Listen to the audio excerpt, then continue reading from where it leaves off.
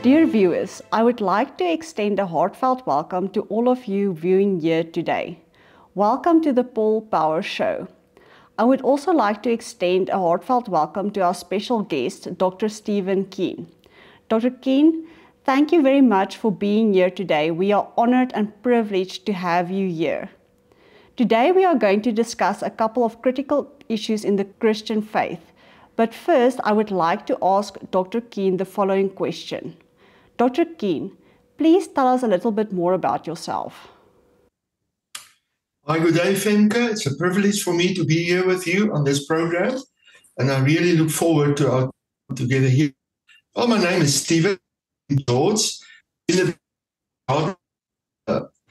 in Southwestern Cape here in South Africa, and I was called into full-time ministry when I was still a child.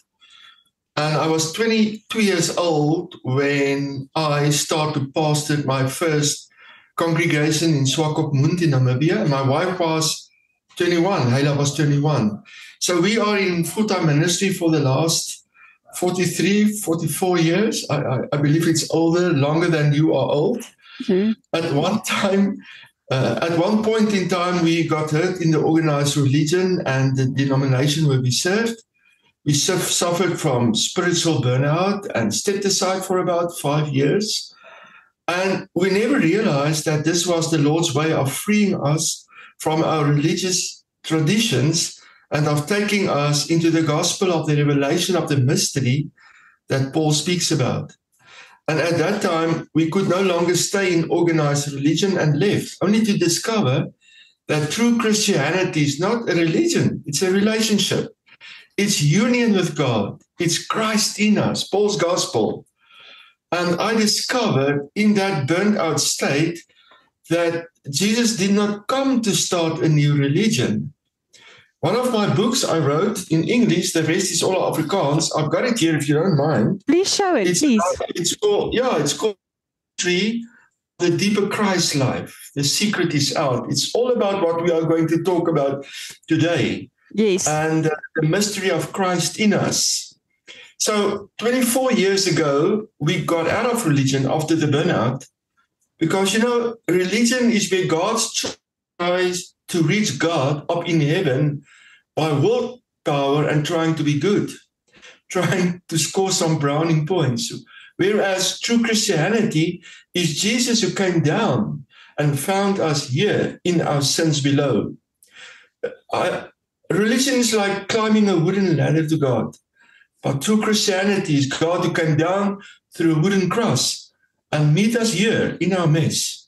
So in our spiritual burnout, in organized religion, God kicked my religious ladder out from under me so that I could see it's not Jesus plus my religion. Because religion is about me. It's about me trying. It's about self-improvement, whereas Christianity is about trusting Christ to be my life. So I've burnt out on trying, never reaching that place of rest in Christ. And I found out that Jesus alone is enough. And Jesus plus anything is nothing. But Jesus plus nothing is actually everything. So our healing started one morning 25 years ago when I sat alone with the Lord on a farm in the Southern Cape, while I was reading in a message paraphrase in Matthew 11, where Jesus said, "Are you tired, worn out, burned out on the religion?" I said, "Yes, Lord, that's me." And then I read, "Come to me, get away with me, and you will recover your life. And I'll show you how to take a real rest. Walk with me and work with me and watch how I do it. Learn the unforced rhythms of grace. I won't lay anything heavy or ill-fitting on you. Keep company with me and you will learn to live freely and lightly." And I'm saying this because I'm sure some of God's children can identify with this. And this changed my life, and our in Christ ministry started, and we started to trust people again. Mm-hmm. That was about 24, 25 years ago. And at that time, the Lord called us to George here on the Garden Route, where we are still pastoring a beautiful Grace Church. It's like a church without walls, where Jesus Christ is our life, not our religion. So we see ourselves here as a church without walls because we have this very blessed ministry, also through our WhatsApp groups where we reach a large number of Afrikaans-speaking people worldwide with the gospel of grace. And it's a privilege for me to be here. It is wonderful. That brings me to my next question, Dr. Ken, my first theological question. What does it mean to be born again? What does it mean to be born again? That's a good question, Femke. I would love to answer you. It's going to take a few minutes, if you don't mind. Definitely. We have time. Let's start with God. God is love and God is Father. He was always a Father because he always have one only begotten Son. And because God's fatherly heart wants a family, so God created. He is a creator because he is a father and he wants children. So God, in his love, in his fatherly love, spoke creation into being. Let us say that the love of God as Father creates, and he created us. So we were created by love, for love, not to be judged, but to be loved. Jesus said in John 12, "For I came not to judge the world, but to save the world." So the entire universe exists because God is love. And love is not a love that is turned into itself, but a love that wants to give. Love is not a self for self, but always a self for others. And God do not love. God is love. Love is who God is. And love wants to be reciprocated. It is reciprocal love that exists in the deity between the Father, the Son, and the Holy Spirit in perfect relationship with each other, fulfilled in each other. So much love between them that because of this overflow of love, they decide to make people in God's image. And Jesus is the image bearer of the deity. So God became flesh. Jesus came to earth to get a family for the Father. So the whole universe is running on this fact. God is a father and he wants children. But the mystery is, how will God get children? Because children cannot be created. Children must be born from seed. So, in the beginning, there in that beautiful garden, Adam and Eve went to sleep with the enemy, proverbially speaking. And God experiences this love disappointment in his relationship with man. We see this after Adam and Eve sinned, when God appeared in the garden, called after them, he was looking for them, and we hear him ask, "What have you done?" You can hear that disappointment in God's voice, as if God is saying, why? There were two trees in that garden, the tree of the knowledge of good and evil and the tree of life. God wanted man to eat from the tree of life. So the two trees represent spiritual life. And God said, you choose, Adam. I gave you a free will, but do not eat of the tree of knowledge of good and evil. You will surely die from it. Not, I will kill you. No. The tree will kill you. Sin will kill you.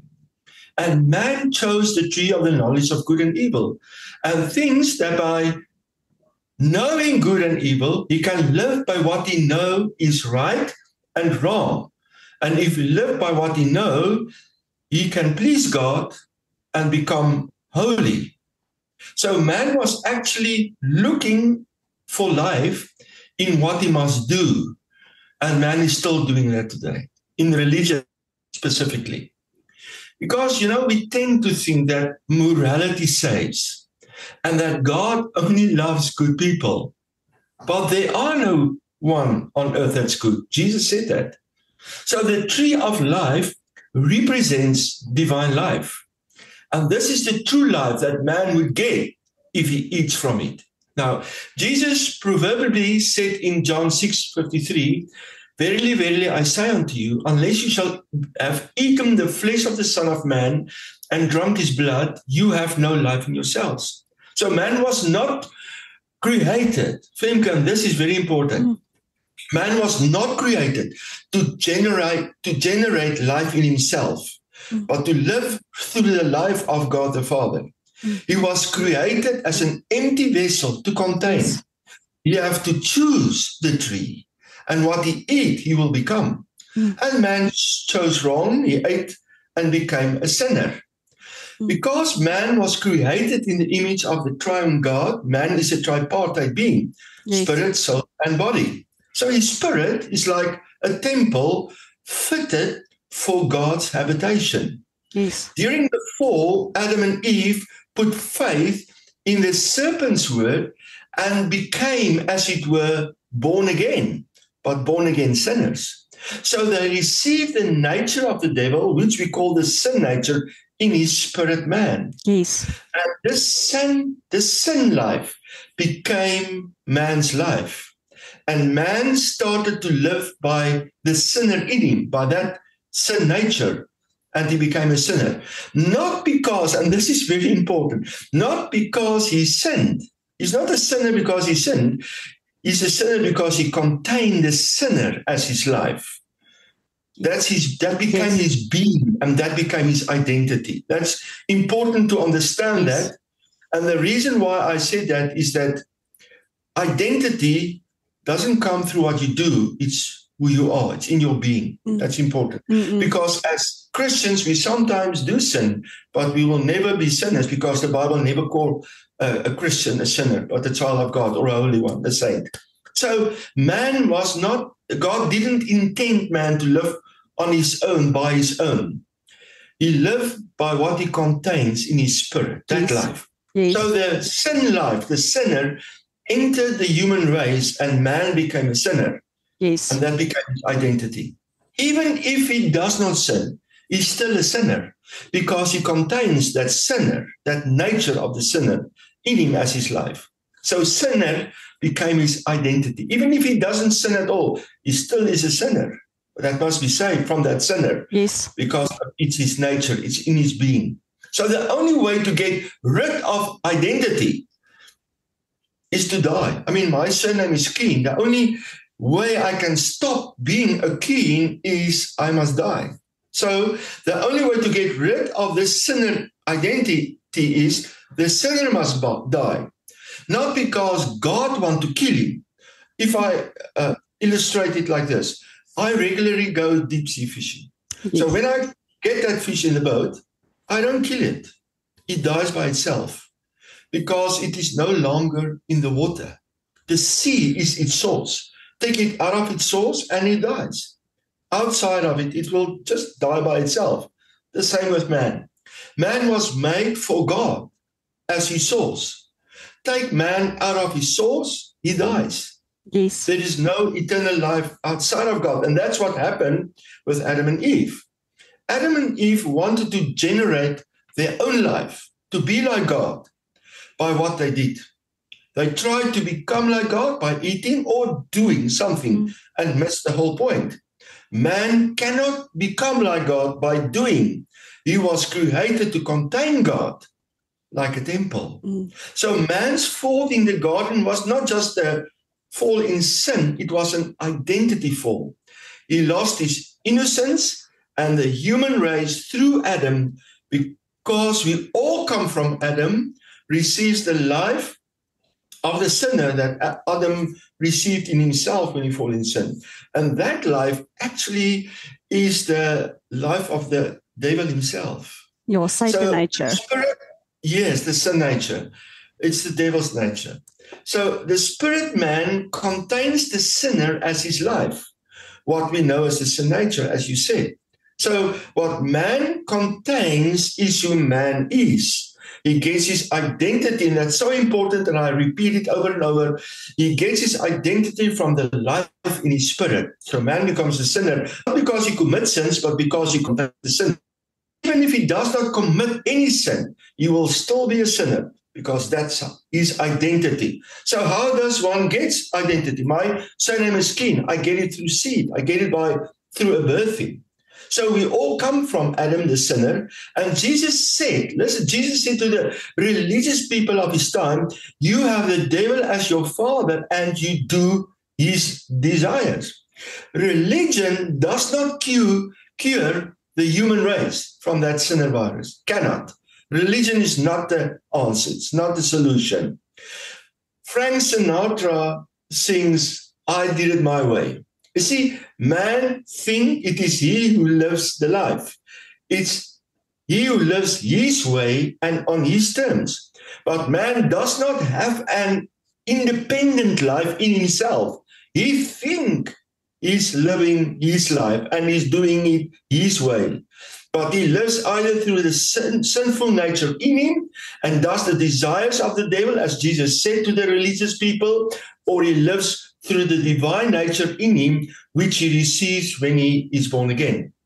In Ephesians 2, we read, also you, being dead in trespasses and sin, in which you once walked according to the age of this world, according to the ruler of the authority of the air, of the spirit that is now working in the sons of disobedience. So Paul says here to the Ephesians, you once walked according to the spirit that is now working in you. That is what the sinner is about. He's walking according to the spirit, that sin nature in him. He lives according to that.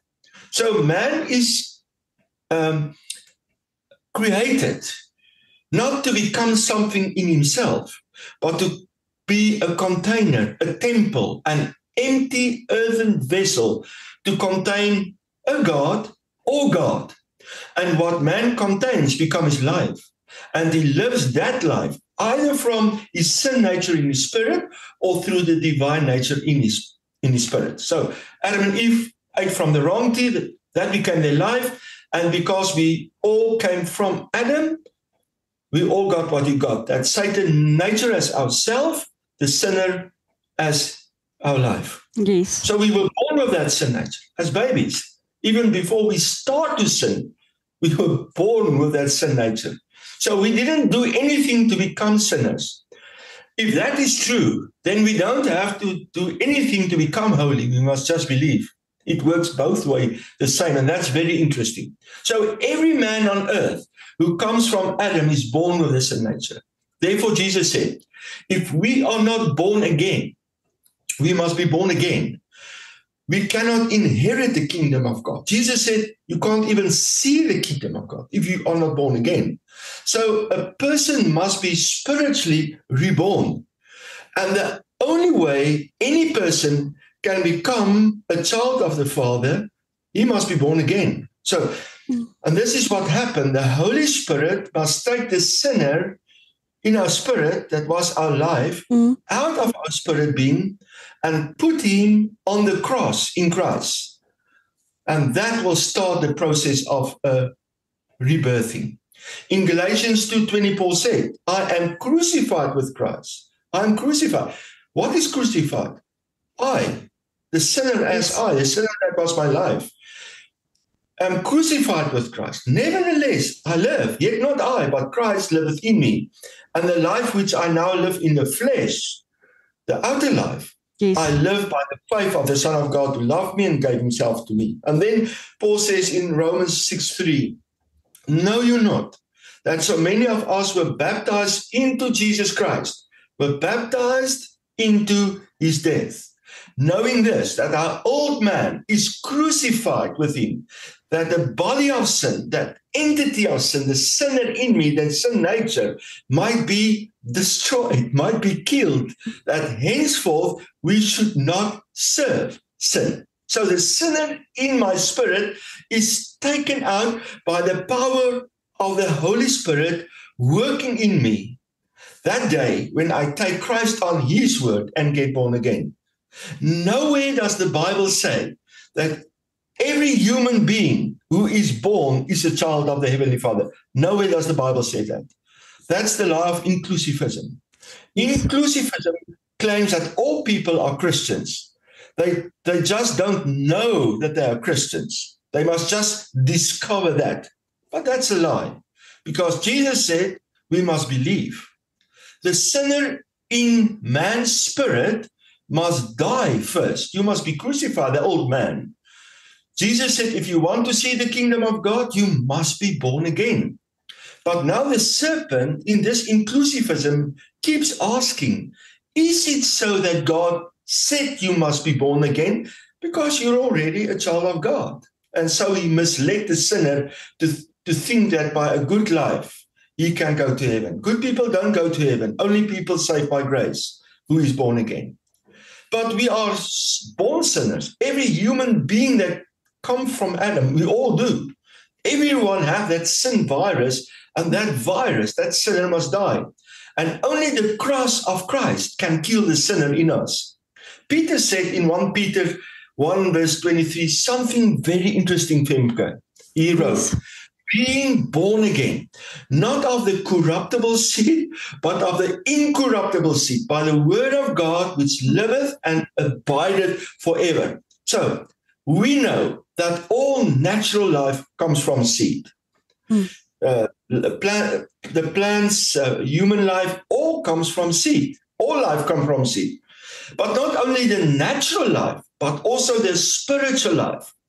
Peter speaks about the corruptible seed, that's the natural life, but he also speaks of the incorruptible seed, that speaks of spiritual life, eternal life. So the corruptible seed is the natural seed of our earthly fathers, and life comes from one seed from our earthly fathers. So also the incorruptible seed. Heavenly life, eternal life, spiritual life comes from the incorruptible seed. Peter said the incorruptible seed is the living word. That's what he said here. Not the Bible, the living word, the word that lives. Now we know Christ is the word that was made flesh. Yes. He is the living, incorruptible seed. And all new life comes from seed. It's like that with plants and humans, but also with the spirit life. Seed says who your father is. Fathers give seed. In John 3 verse 9 we read, whoever is born of God. What is born of God? What part of you? Your spirit. Whoever is born of God does not commit sin. Why? For his seed remains in him. And he cannot sin. He cannot. Your spirit man cannot. Because he is born of God. Now the word seed here in Greek is sperma. What is this sperma? Galatians 3 verse 16. Now to Abraham and his seed were the promises made. He said not, and to seeds as of many, but as of one, and to thy seed. And that Greek word is also sperma, which is Christ. So Christ is the one seed of the Father. He is the living word through which we get born again. Now, how do we get that seed? How do Jesus become that seed? Jesus spoke of himself in John 12, verse 24, where he said, verily, verily, I say unto you, except a corn of wheat fall into the ground and die, it abideth alone. But if he die, it bring forth much fruit. So Jesus is the corn of wheat that fall into the ground and die and bring forth according to his kind. Seed always produce according to his kind. So Jesus died on the cross, became like the seed of that corn of wheat that fell in the ground, and he rose again, went to his Father, ready to make the Father's dream come true so that God can at last have a family. You see, God does not create a family for him, because children are born, not created. God created human beings, and during the fall, he says, he regrets that he made man. That is why he sent Jesus to die, to fall into the ground, and became the incorruptible seed, which gives us his new life. That is the rebirthing. Now we become his children through incorruptible seed. And what does the word say? We are accepted in the beloved. God is no longer, okay, Femke, so let me say, God wants a family, and he sent Jesus to get a family for God, the Father. But God does not create a family. God must rebirth a family. Children are born, not created. And that's the thing about inclusivism. You're not born a Christian. You must be born again. God created human beings, and during his fall, he says he regrets that. That's why he sent Jesus to die, to fall into the ground and become the incorruptible seed, which gives us his new life. This is the rebirthing. Children through incorruptible seed. And that makes God our Father. Because of the cross, Jesus can come in seed form and impregnates our spirit man with his new life, so that as he is, we can be sons, daughters of God the Father. For seed brings forth always after his kind. So we do not become Christ, we contain Christ in our reborn spirit. We receive his new life as our life, his identity. And never are children of the Father in the New Testament called sinners, but saints. Because of the seed, we get his nature, this godly nature, this divine nature, like Father, like sons and daughters, and that become our new identity. So your natural earthly identity comes from the seed of your earthly father. Your spiritual identity comes from the incorruptible Christ seed in you. Because seed gives identity, Femke, not good works. That's important. Yes. So just as you did not do something to become a human being, you were born through seed. So also, you do not do works to become a Christian. You believe. And the rebirthing happens in your spirit without you having to prove yourself, because Christ did it all on the cross. On the cross, when he said, "Tetelestai," it is finished. So, and this is important. Christ does not give life. He is life. Yes. Eternal life is not something. It's a person. If I want to live, I must receive the person who is life. The day when I give the greatest yes of my life to God, and I give my life over to him and believe that he died for my sins, then the Holy Spirit come, take out that sinner as my life that was in my spirit, put it in Christ on the cross. And Paul said something very important. Christ became sin. He does not only carry my sin, he became my sin. He took my sin in him. He became me, the sinner, and died as me in my place. In John 3, verse 14, we read, "And as Moses lifted up the serpent in the wilderness, even so must the Son of Man be lifted up, that whosoever believe in him should not perish, but have eternal life." Now, this is very interesting. Why use the snake as an example of Jesus on the cross? Because on the cross, Jesus became the sinner, not because he sinned, but because he took my identity in him. He took the sinner in himself. He became like us, and when he died as us. So the sinner died on the cross. When he died, he wasn't alone there. I was in him there. And that's why Paul said, "I was crucified with Christ." So when he dies, my sin nature died. The snake nature dies there in him on the cross. So Jesus was not alone on the cross. By faith, the Holy Spirit puts the sinner as me, the sinner who was my life, into Christ. And that sinner that was my life died with Christ. That happens the day I say yes. Then the mystery happens. The greatest miracle of all time. The Holy Spirit put the Christ seed, the life of the Son, the living word in my spirit, as Peter said, Christ in me, and he become my new life. The sinner who was me is dead. And seed, I was born again through seed, say who my father was. So I was taken out of the genealogy of Adam and put in the genealogy register of Christ. The old thing has passed away, and that includes the curse of the law and any bloodline curse. It died in Adam on the cross in Christ when I got born again. So with all respect said, God does not rape anyone.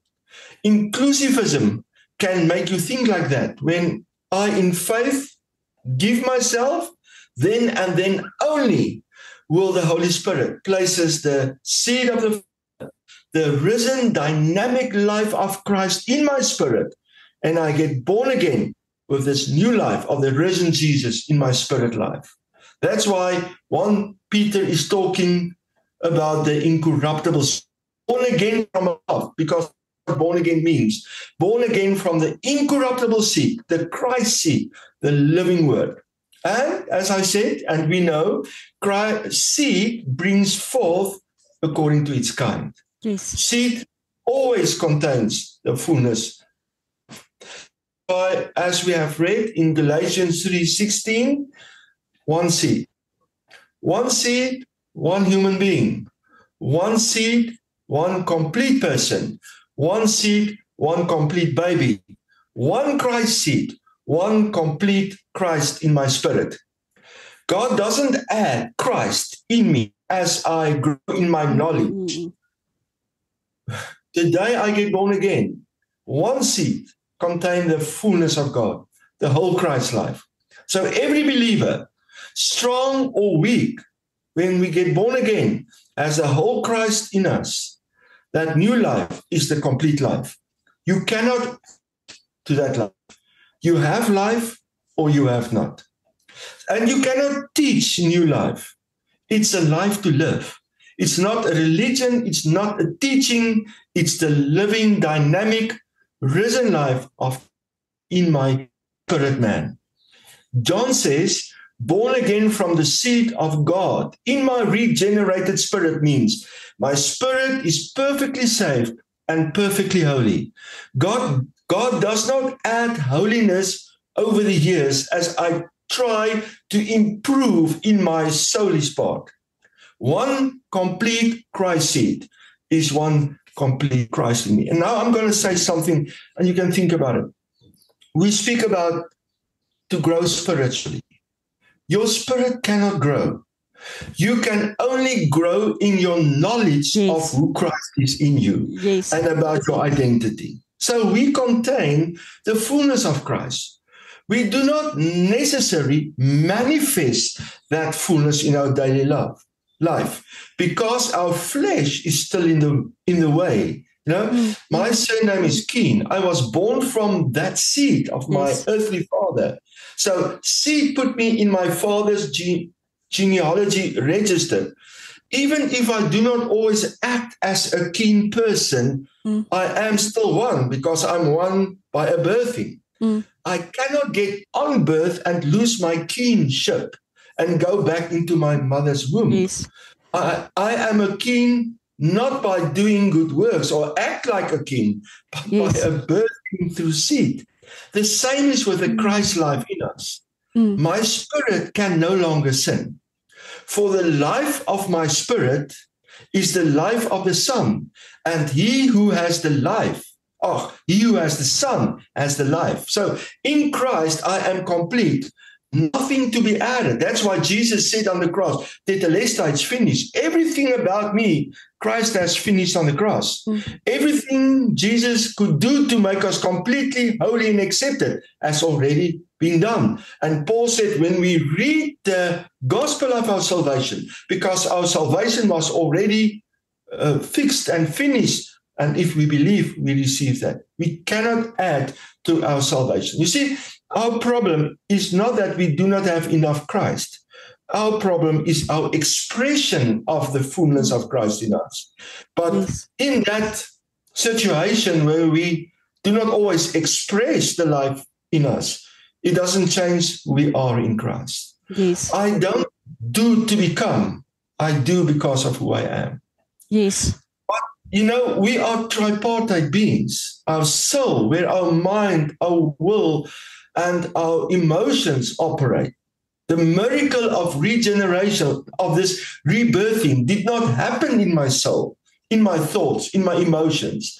The Christ seed fell into my spirit man. That's where Christ is. And it takes a lifelong process of the renewing of my mind, as Romans 12 said, the renewing of my thinking, so that the new life in my spirit can work in my soulish part. And that's the work of the Holy Spirit, to work the Christ life that is in my spirit into my soulish part. And then only do I start to change. I change not from the outside inwards, but from inside to the outside. But, religion turns the gospel on its head. Religion preaches that we must change from the outside to become holy. We must become more holy when we do more holy things and speak more holy words. No, that's not true. Christianity starts from the inside. Because I am already holy, my deeds and words start to change. I do not do to become, I do because of who I became. I'm not a human doing, I'm a human being. But Christianity is not about doing, it's about being, it's about identity.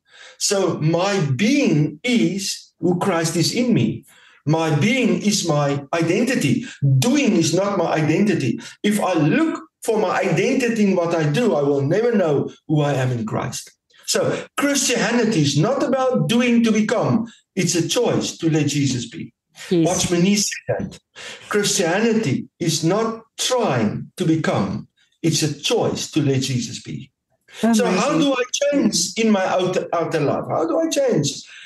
I do not have to do something to be holy and righteous and only believe. So how do I change my outer life? Well, 2 Corinthians 3 says, verse 18, but we all with open face beholding as in a glass the glory of the Lord are changed into the same image from glory to glory, even as by the Spirit of the Lord. So what does Paul say here? He said, changing by beholding.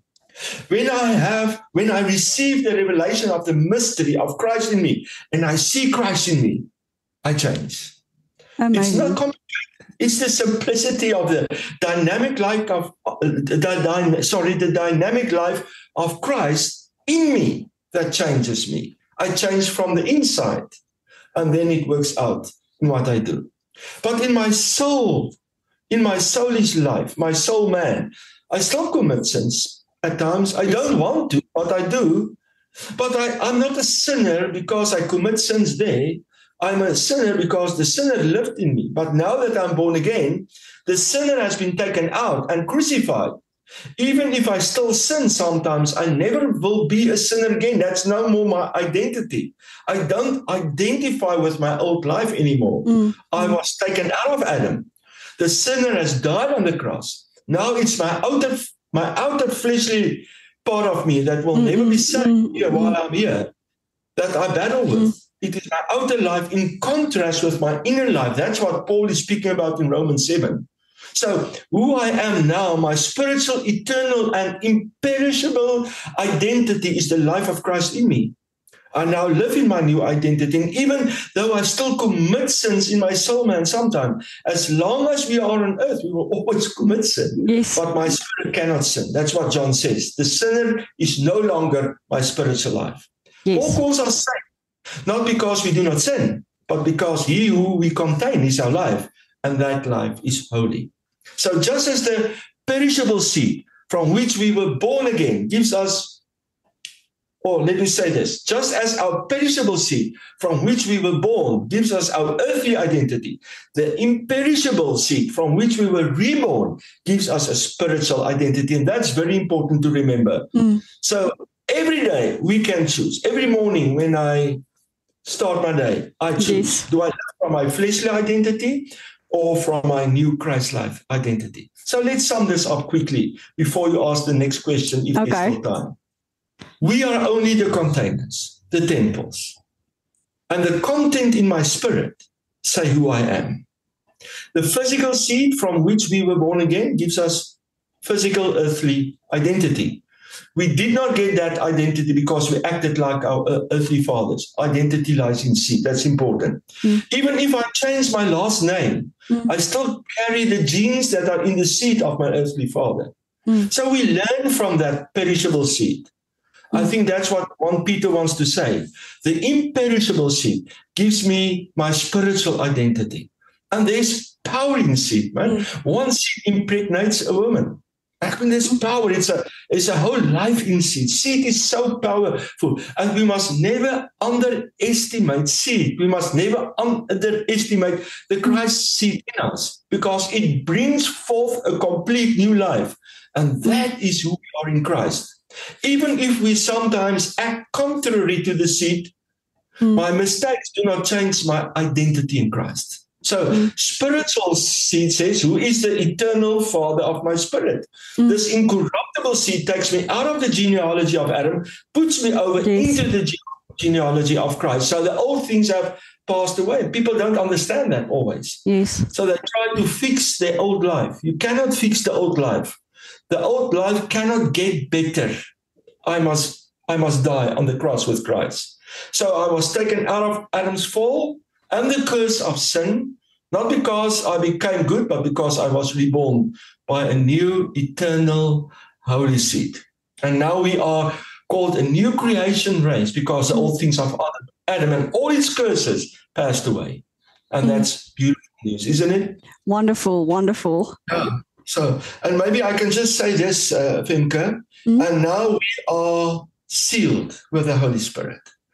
We talked about that. So I just want to say something just quickly about that. Ephesians 1:13 says, in whom also you, hearing the word of truth, the gospel of your salvation. You see, the gospel of our salvation was already written 2,000 years ago. There's nothing for us to do. It's already written. You must just believe that.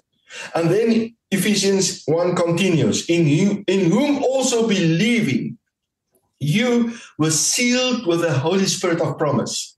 Sealed in Greek is a signet, an engagement ring.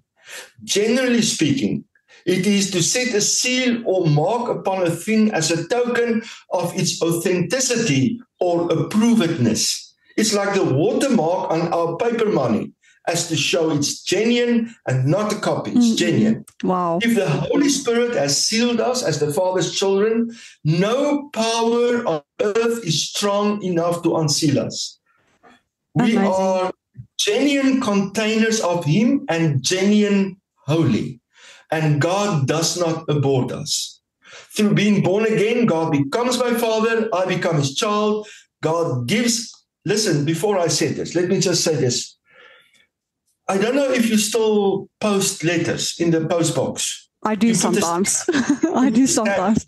Yeah. Put a stamp on that. Yeah. That's the seal that says this letter is addressed to that address that was paid for, so the letter must be delivered. The same.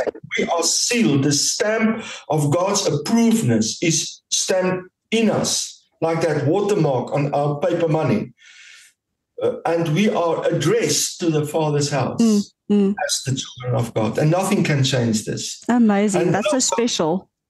It's just fantastic. So, and this is even more special. By being born again, God becomes my Father and I becomes His child. And Jesus gives up His position as the only begotten Son and become the firstborn of many children. Because the Father is His children. Romans 8:29 says, for whom He did foreknow, He also did predestinate to be conformed to the image of His Son, that He might be the firstborn among many brethren. So the only begotten Son became the firstborn in this new creation. Amazing. All because of the power of the Christ seed. God is love. God does not love me because I'm lovable, but because He is love. Wow, He amazing. doesn't love me because I'm always a good son of His. I'm sure I'm not. But because He is always a good Father for me. God does not look at my works to decide if He wants to be my Father every day. He sees His Son in me, being one spirit with me. That is the mystery of the universe. We were created to be one spirit with God. Because in the spirit world, 1 + 1 is 1. My spirit plus Christ is 1. Jesus is not part of my life. He is my life. Amazing. And as 1 Corinthians 1 say, He is my salvation. He is my holiness. He doesn't give it to me. Like a food mothers in the morning when they send their children to school, they give them, bread to eat. And when that guy's hungry, he comes back to his mom. No, God doesn't work like that. God doesn't give me holiness and say, you go and live, and when you need more, you come back. No. He says, I am your holiness. So I will live in you as your only holy life. And Christ is the gospel. Christianity is Christianity. Christianity is Christ in meanity. That's what Christianity is. Amazing. Yes. Dr. Kim, I would like to ask, could you maybe tell us a bit more about the exchanged Christian life? You know what, Femke, that's a very good question, because actually that fits nicely in with what we've just said. Christianity as an exchange life.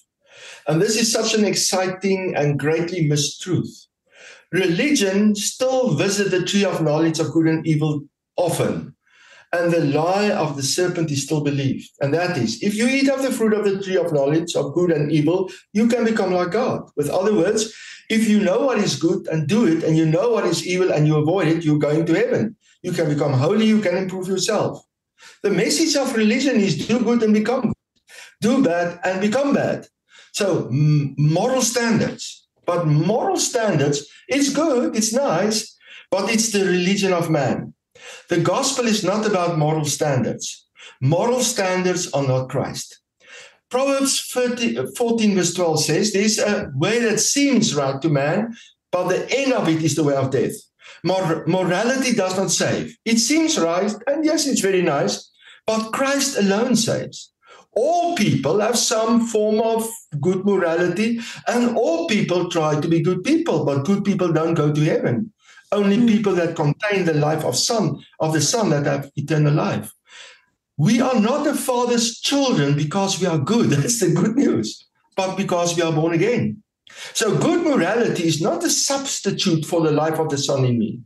Romans 5 verse 10 states, for if when we were enemies, we were reconciled to God by the death of his Son, much more being reconciled, we shall be saved by his life. So we are saved by the life of the Son. Whoever has the Son has life.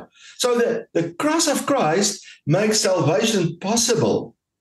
I look at the cross, I see what Jesus has done for me on the cross, I believe it, and now I'm ready to be saved. And it does not happen because I have become a better person, but because I believe Christ died on the cross for my sins. And that is then when I believe that Christ enters my spirit, as Romans said here, I am saved by his life. So Christ enters my spirit and he becomes my new life. Christ in me is my salvation. That's what 1 Corinthians 1:30 says. But of him you are in Christ, who of God is made unto us wisdom, righteousness, sanctification, and redemption. And yes, we will change because of the godly nature that entered my spirit, because nature is power and work itself out in me, from out of me. So we are not saved because we are good people. Jesus said, none is good. Romans 7:18, Paul says, for I know that in me, that's in my flesh, dwelleth no good thing. So, after all I've said now, it's not a changed life that God is after. It's about an exchange of lives. And that's the secret, that's the mystery, that's the good news. Yes. Christianity is not about getting better. We do get better, but that's not what Christianity is about. Christianity or getting better is not salvation. It might be the fruit of salvation. But Christianity is about new life. It's the life of Christ in us. It's an exchange of lives where Christ on the cross takes my old sinner out of me into him. He became what I was so that I can become what he is. That's the exchange life. He takes my old sin life in him, becomes what I was, and gives me what he is. He gives me his holiness, his righteousness, his life. So an exchange happens when I believe. 2 Corinthians 5:21 says, for he hath made him to be sin for us, who knew no sin, that we might be made the righteousness of God in him. That's the divine exchange. That is what we mean by the exchange life. The cross does not give life. It kills the sinner. New life is when the Christ seed impregnates my spirit with the life of the Son. Exchange life.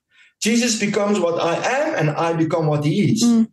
I become the righteousness of him, his righteousness. Now, the word righteousness in Greek is dikaios. It means God gives to me his standard of holiness, his innocence, and his righteousness.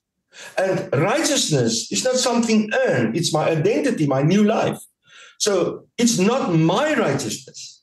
He gives to me his righteousness because my standard of righteousness is not up to standard to his. So I can never, through what I do, become like him. I must contain him. Yes. So that means I receive the same innocence, the same holiness as Christ. So I stand before God as on the same way Jesus standing. I call him Father the same way Jesus called him Father. That's grace. That's a privilege. Now I'm perfectly accepted, saved, no guilt, no fear, no debt. Why? Because of the exchange life. Christ is my life. I don't depend on my life to be something. I depend wholly on his life when I stand before God.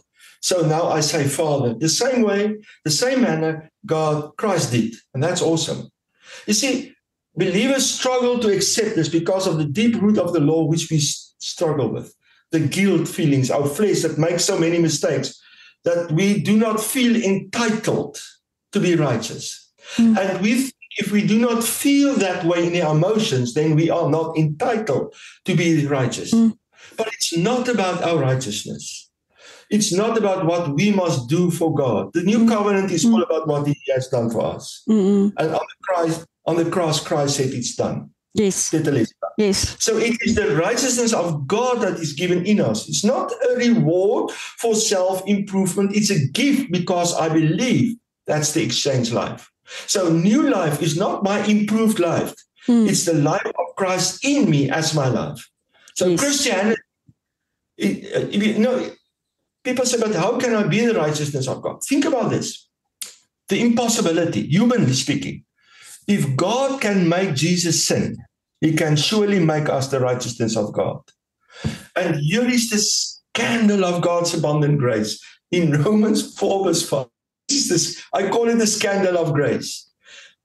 It reads like this: but to the one not working but believing on the one justifying the ungodly, his faith is imputed for righteousness. So we must look at this verse.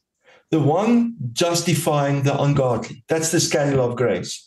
God doesn't justify good people. He justifies the ungodly. And then he continue and say, his faith is imputed for righteousness. Imputed righteousness. Imputed, that Greek word, is accountant language. His righteousness is put on my account so that I will never be in the red before God. I stand before God with the credit of Jesus on my name, on my account. So when I pray out of that abundance, out of the green not out of the red. I pray and believe from out of the credit, and I live on that credit. And I can never outsin God. I can never outsin grace. I can never go into the red. Paul calls this the unsearchable riches of Christ. Amazing, amazing, amazing. So, Dr. Keen, the last question I would like to ask you is something that I am very excited about. When I started to understand this was a very big aha moment for me in my spiritual walk. Could you please tell us a bit more about the dispensations? The dispensation, Femke, that's very interesting. Maybe I could just say this before I say something about it. Actually, it's a very long subject. I wish we had more time. I'm going to sum it up as best I can. But there are actually two major debates between those who believe in the covenant theology and the dispensationalists. Covenant theology, on the one hand, stands mainly on the teachings of John Calvin and others, and holds to the doctrine of election. It means God chose before creation who he will save and who he will send to hell. So man's will, after all, is not that free. God is tampering with our wills. That's what covenant theology implies. God controls your will to say yes or no to him. That's just in a nutshell, but it's a very big topic. And that debate is for many hundreds of years. It's still on the table. On the other side, there is the dispensational doctrine. But let me just say this. There are beautiful truths in the covenant doctrine. I am a believer and preacher of the new covenant, but there are some danger and errors in that teaching as well. That's very dangerous. Mm-hmm.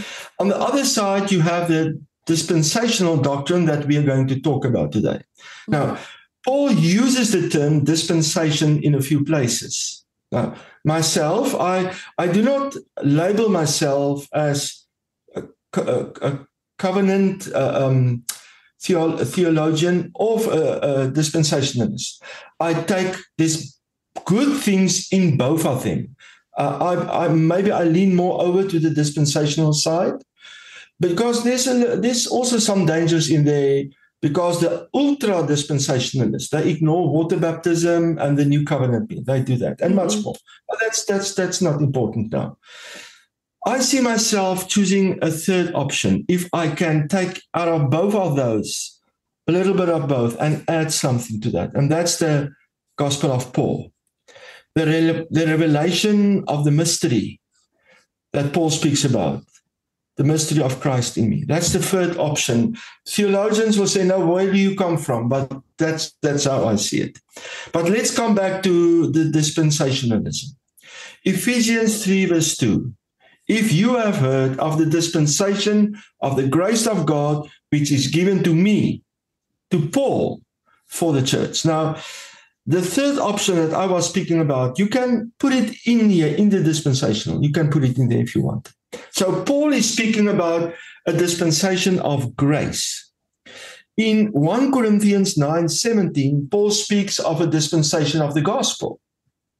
And in Colossians 1 verse 25, he states, whereof I am made a minister according to the dispensation of God, which is given to me, Paul, for you, the church, to fulfill or to complete the word of God. Now, this is very interesting. Just shortly, something about this. Paul says his gospel complete the gospel of God.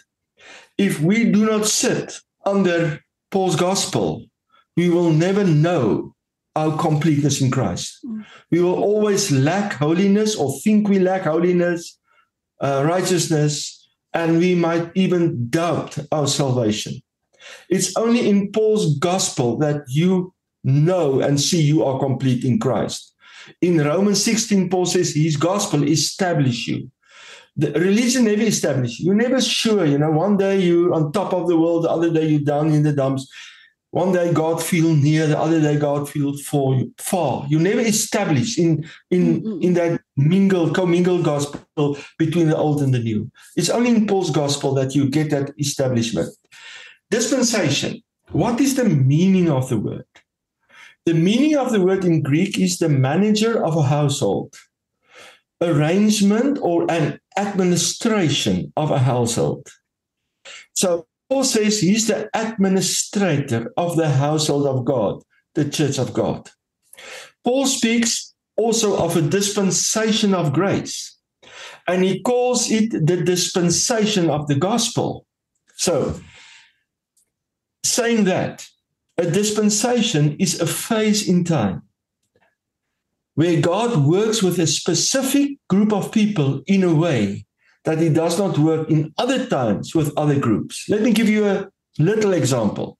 Adam and Eve received one law in the garden. They may not eat of that tree. That's the law that they received, only law.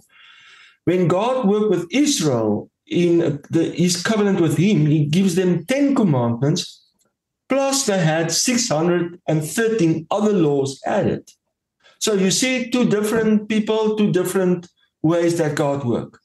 Now, dispensationalism is a method of interpreting history, the timeline of God, that divides God's work and purposes towards mankind into different periods of time.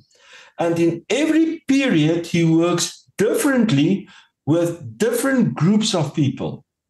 Now, usually there are 7 dispensations that we can identify as dispensations, different times where God worked with different people in different ways. Now, people that believe in the dispensation, this is how they do it. The first dispensation is the dispensation of innocence.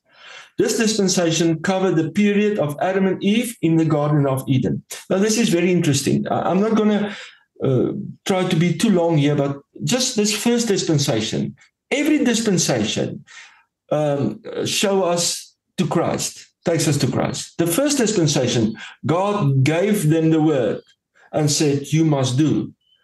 But in the gospel, that the dispensation where we are now at, the dispensation of grace, Christ became the word.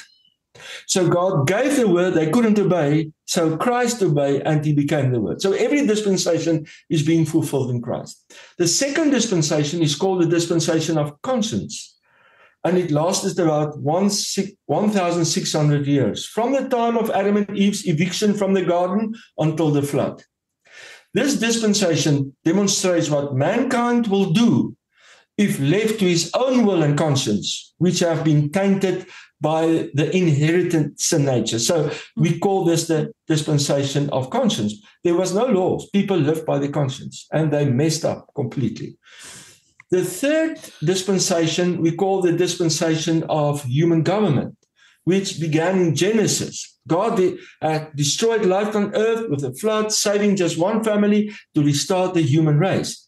About 325 years after the flood, the earth's inhabitants began building a tower, the Tower of Babel, a great monument to their solidarity and pride. And because of that, God brought the construction to a halt, creating different languages and his command to fill the earth. The result was the rise of different nations and cultures, and from that point on, human governments have been a reality. That's the third dispensation of human government. The fourth dispensation is called the dispensation of promise. Started with the call of Abraham, continued through the lines of the patriarchs, and ended with the exodus of the Jewish people from Egypt. Now, during this dispensation of promise, God developed a great nation, Israel, that he had chosen as his people. And in this dispensation of promise, still the Ten Commandments wasn't given. So God works differently here with this dispensation. He works through Abraham. And the fifth dispensation is called the dispensation of the law. Now, for our purposes, that's the dispensation of the law and the dispensation of grace where we are at. Those two, for me, is the most important too. Yes. Because people tend to mix those two. Yes. Paul had a big problem with this commingling of these two dispensations. So the fifth dispensation is called the dispensation of the law. It lasted about 1,500 years from the Exodus until it was suspended after Jesus Christ's death. During the dispensation of the law, God dealt specifically with the Jewish nation through the Mosaic covenant of the law. So the law was only given, it was a covenant between God and Israel. For instance, the Sabbath. From where God created and he rested in Genesis 2, God never gave Adam and Eve or Abraham or anyone the command, a law to keep the Sabbath. For 2,500 years, we never read in the Bible from creation that anyone kept the Sabbath. But at Mount Sinai, when God gave the Ten Commandments, he made the Sabbath a law. And God said repeatedly, that's a sign between God and Israel, not between the other Gentiles. God never gave the law to the Gentiles or the church, only to Israel. And he said about the Sabbath, it's a sign between God and Israel. That's what it is about. So Femke, this is very important. The law of Moses, Paul calls his dispensation of grace, the dispensation of the church era where we are at now. But the dispensation before this one, before the cross, the law of Moses, the dispensation of the law of Moses is not the gospel. It's not the gospel. the believers tend to think it is, but it's not. It's the gospel about Jesus Christ, his death on the cross. Before a new dispensation can begin, the previous dispensation must first stop. The dispensation of the law is fulfilled in Christ, and a new dispensation of grace, the dispensation of the gospel, begins. In the dispensation of the law, God only works with Israel through the law. In the dispensation of grace, God works through Jesus with all people who believe. No one knows when this dispensation will end. The seventh dispensation, the last one, is called the millennial kingdom, the messianic kingdom of Jesus, when he come to earth to rule with Israel in Jerusalem for 1,000 years. This messianic kingdom will fulfill the prophecies outstanding to the Jewish nation of the Messiah who will return and rule with them as their king. The problem is, and that's why I said that the problem lies between the fifth and sixth dispensation. That's where the problem lies, because people mix those two. The problem with the religion is that believers mix the dispensation of the law with the dispensation of grace. But the one dispensation must end before the new can begin. You cannot put new wine in old wineskins. Jesus said that. So in Galatians, Paul warns that we should not mix the old covenant with the new covenant. Those two dispensations should not be mixed. Galatians 4 says Paul, Christ is become of no effect unto you. Oh, that's bad. Christ is become of no effect unto you. Whosoever of you are justified by the law, you are falling from grace.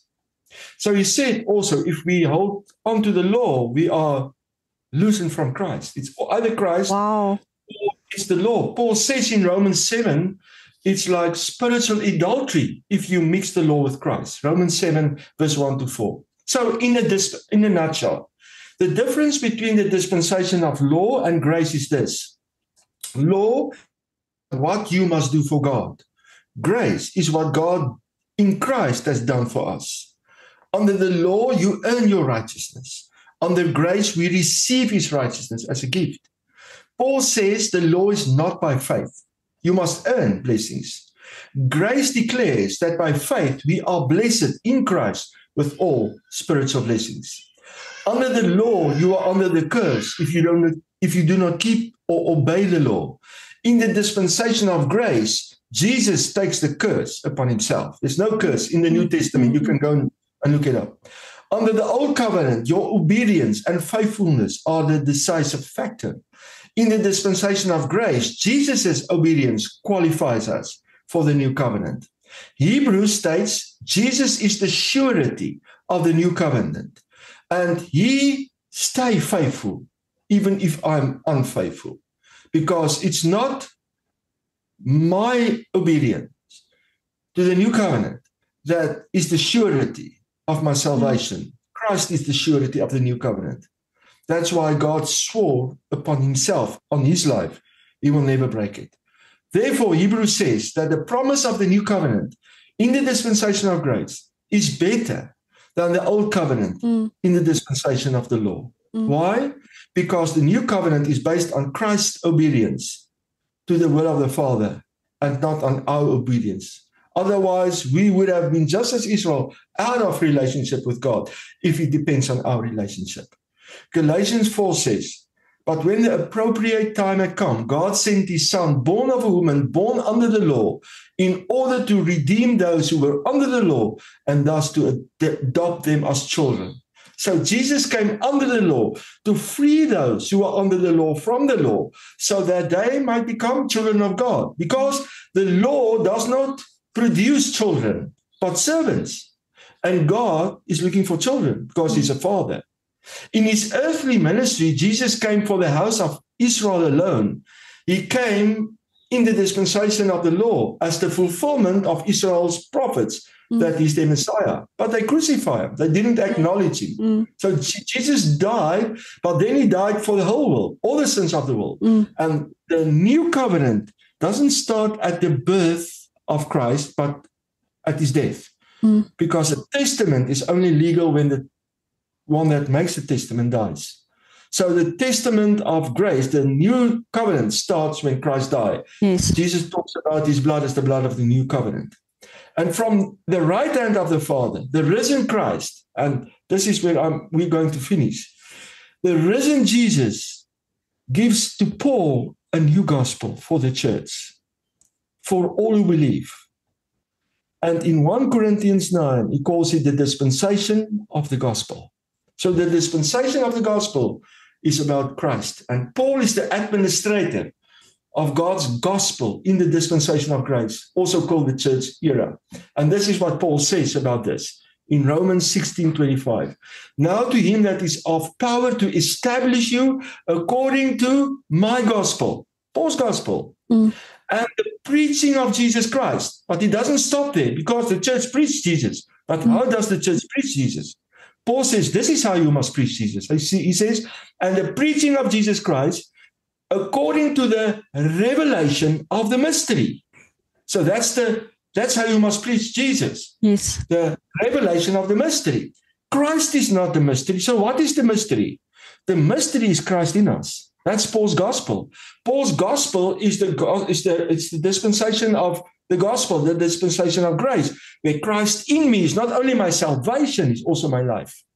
And Paul says in 2 Corinthians 5:16, so as we now know no one according to the flesh, but even if we have known Christ according to the flesh, yet we now no longer know him.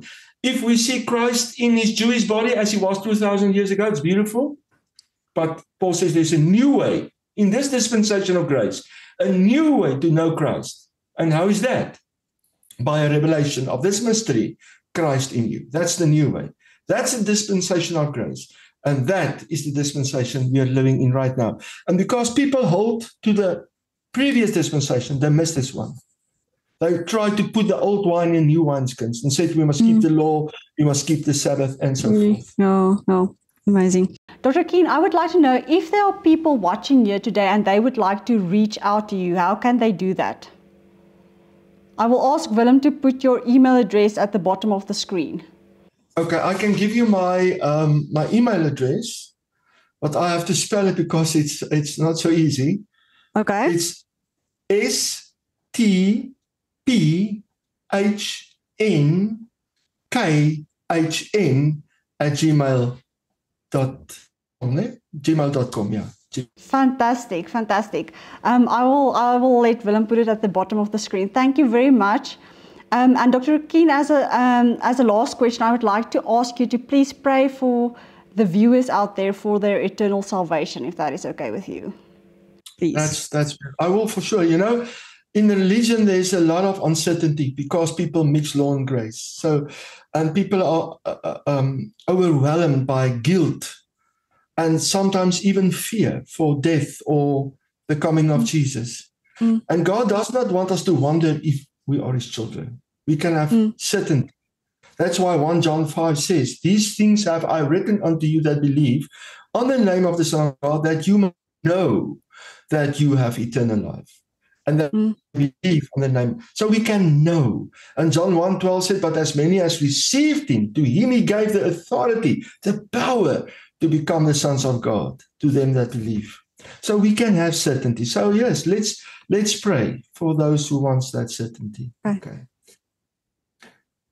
Our Heavenly Father, Creator God of heaven and earth, God of Abraham, Isaac, and Jacob, and Father of Jesus Christ, today we have spoken about all these good news, all these beautiful things, because the gospel is good news. It's about the love of a Father that wants us for his house.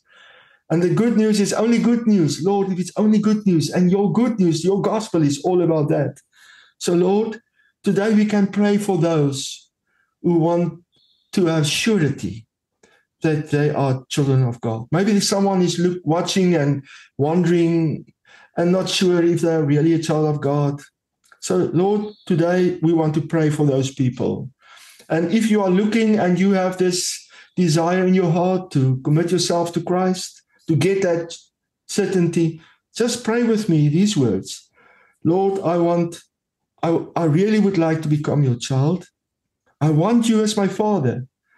I confess I'm a sinner, and I believe that Christ died for sinners like me.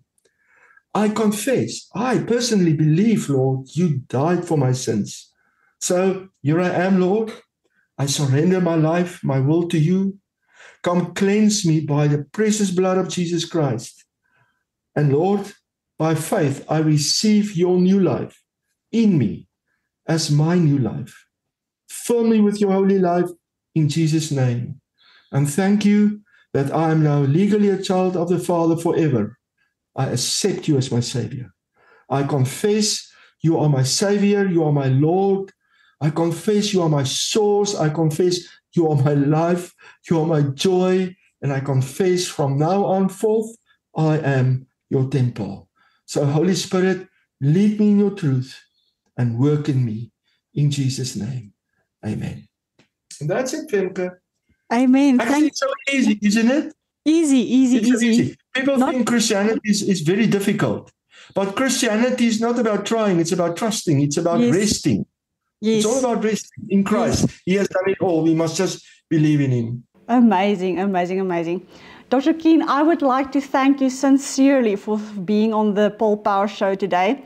It has been truly an honor. I've learned so much that I'm going to invite you to a next show because I have many questions. Maybe not the next show, but maybe next year sometime. You're welcome, Femke. Thank you very much. It's a privilege for me to be here. Because English is not my first language, so but there are so many golden nuggets in the things that you say and things that you can really treasure and cherish close to your heart. I thank you so much for joining the show today.